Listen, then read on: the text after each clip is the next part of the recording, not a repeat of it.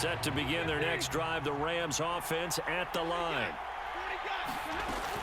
On first down, they'll start out with Akers. And he'll push his way forward to about the 32.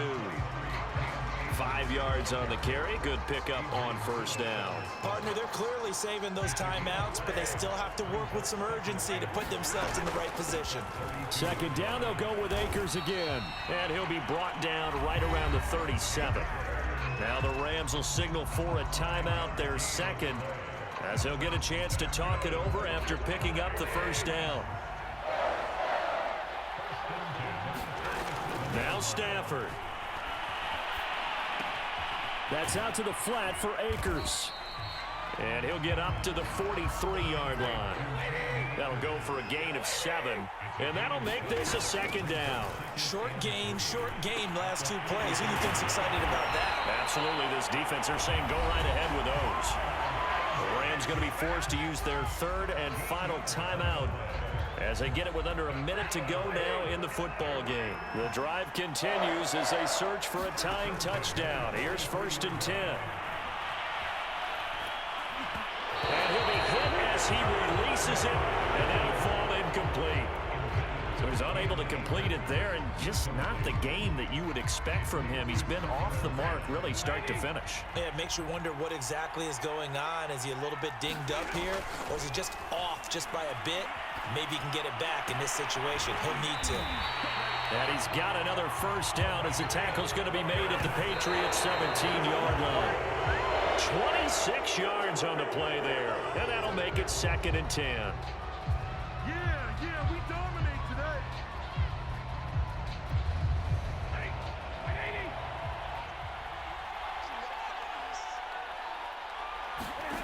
Stafford on the move to his left. He'll check this down to Akers out of the backfield. And he'll be out of bounds about a half to a full yard shy of the 5. Well, they got the yardage they needed there, picked up the first down, got out of bounds. How about the urgency that they have, as well as the understanding where they are in the field? A looming decision to make on the conversion, down 7, but first things first, they need to score as they come up on first and goal. Now it's Stafford. And incomplete. They certainly did a nice job improvising there, extending the play, hoping someone would come open downfield, but they never did.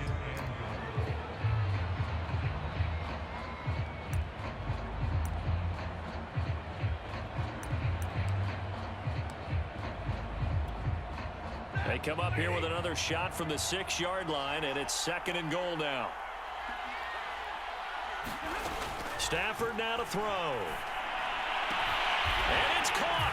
It's a touchdown. So they rally here in the final minute, and they're an extra point away from tying this game. And while it appears the heavy lifting was accomplished by scoring the touchdown, they're still down 1. That extra point is not a gimme. Don't forget the extra point. It's up and good, and we are tied here in the fourth quarter. A couple of teams locked into a good one here. 21 all the score as the kick's away. And that one will bounce out of the back of the end zone, so we will start here at the 25. The Pats at the line, ready to go. They have a little bit of time here to get into field goal range. Not much. In a tie game, you don't want to do anything crazy, right? I agree with you on that one. Risk reward, okay? If you go for it, what is the absolute reward on this? But the risk is probably greater. Run the clock out, get to overtime, and try and win it there. All right, we'll see if they do just that. They'll break the huddle, come up on 2nd and 8 at the 27-yard line.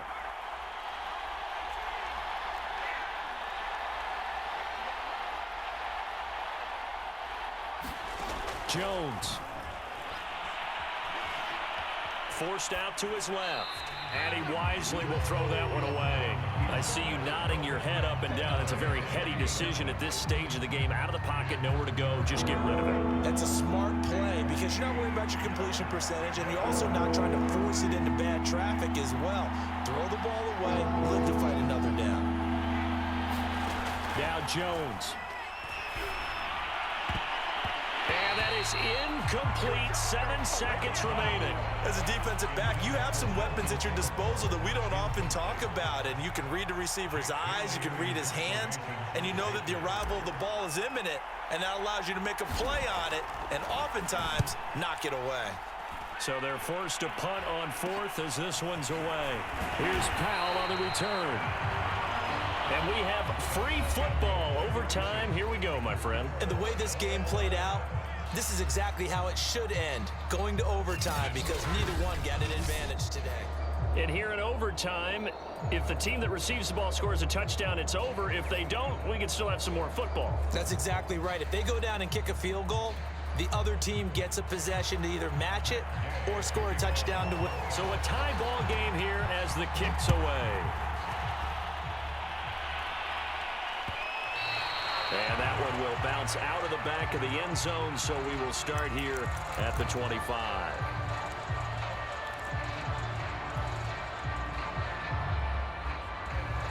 The Pats at the line, ready to go. They control their own destiny here. They have the football in overtime. Obviously, a touchdown would win it. And I think teams around the league are still adjusting to the idea of going downfield, scoring a touchdown wins the game, because they were used to just going downfield and trying to get in field goal range to win a game. Still having to make that transition.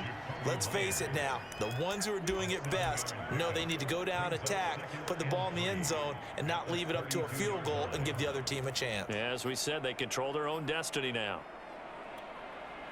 2nd down and 3.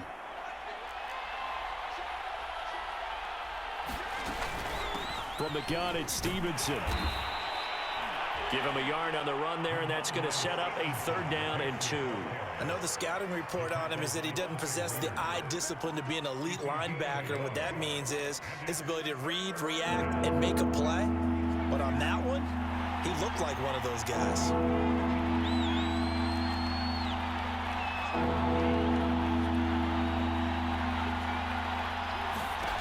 Here's Jones on 3rd and 2. Throw left side is complete on the diving effort. I know that rookie quarterbacks have to earn veteran receivers' trust. Maybe we saw that on that play with that type of effort, huh? Yeah, helping out the rook with a heck of a catch.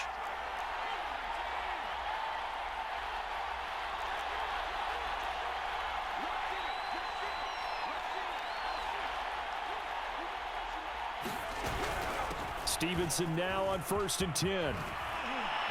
Listen, he stopped about 2 yards shy of the marker. 8-yard gain, 2nd and 2. So much of the game today, we're looking for hybrid players, guys who can do a combination of jobs. And anyone who plays a strong safety position, now more than ever, is a hybrid type player. Half defensive back that covers passes and half linebacker that makes tackles. We just saw the linebacker make that play. On 2nd down, this is Harris. And he'll get it out a couple yards shy of midfield at the 48. I think they like this drive a little bit better there, partner. Running game helping out, picking up some of the slack. Because remember the last drive, they went 3 and out. 2 first downs have them up near midfield now on 1st and 10. Harris. And he is met at the line of scrimmage, and he goes down right there. Officially no gain on the play, and it's 2nd down. As usual, the hallmark of a good run defense, linebackers making plays near the line of scrimmage. Absolutely nowhere to run there.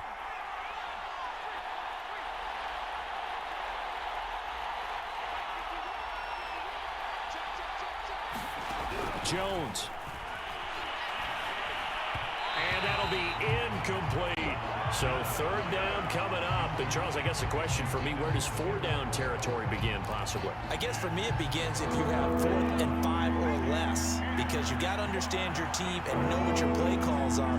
What do you have that you think you're confident that you can pick up that type of yardage? It might be 4th and 3 for some teams, but I think anything under 4th and 5, they'll think about going for it. Here's Jones. Open man right side, Myers. Well, this is going to depend on the spot, but it's not a very generous one. He looks to be about a yard or so short. They do get 9, but it leads to 4th down.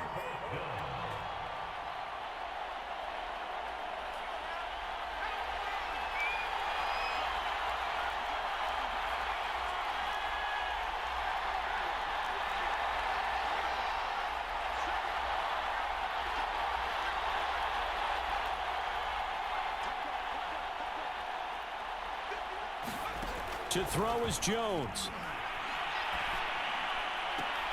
To the sideline, and he's got it.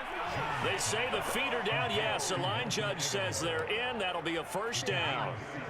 Brandon, that's a huge completion there. That puts them in field goal range, but let's face it, they don't want 3 here. They want 6. With these overtime rules, a touchdown finishes it off. Yeah, looking to win it right away. Good to know, though, that they have 3 in their back pocket if they need it. Just a yard on the pickup there, and it'll bring up a 2nd and 9. And I know you, with every carry, especially in overtime, you're just saying, if you're that ball carrier, hold on to the football. Hold on to it, protect it, but not necessarily settling, because you're trying to get to the end zone. You're trying to end the game right here. And I know the defensive guys, poking, clawing, raking, trying to knock the ball free and protect their end zone. Yeah, like you alluded to, especially this part of the field.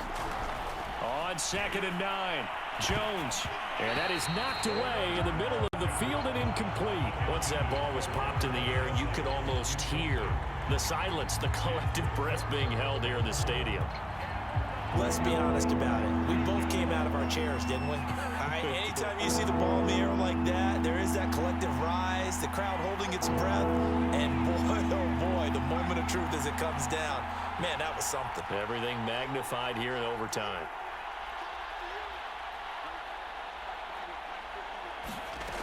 Now Jones to throw on 3rd down. And this will be caught. It's a touchdown. An absolute stunned silence here as they have come in and stolen this one in overtime. Well, as always, partner, an extreme pleasure to share a booth with you. I have to say, I am impressed at your discipline because you came here and you said you were not going to eat any of the media buffet. You made it to the end. You didn't consume a single calorie. I appreciate that. What you missed is me going to the concession stand outside of your eyesight and getting it done that way. Look, I mean, they were serving the good stuff. I had to do it. Oh, man, but you're svelte, in good shape, but yeah, you cheated a little bit. We'll let it slide. I appreciate that. Always a pleasure to work with you. So that'll do it for my partner, Charles Davis, and the best darn crew in the industry. I'm Brandon Gaudin. This has been a presentation of the NFL on EA Sports. From Los Angeles, so long, everybody.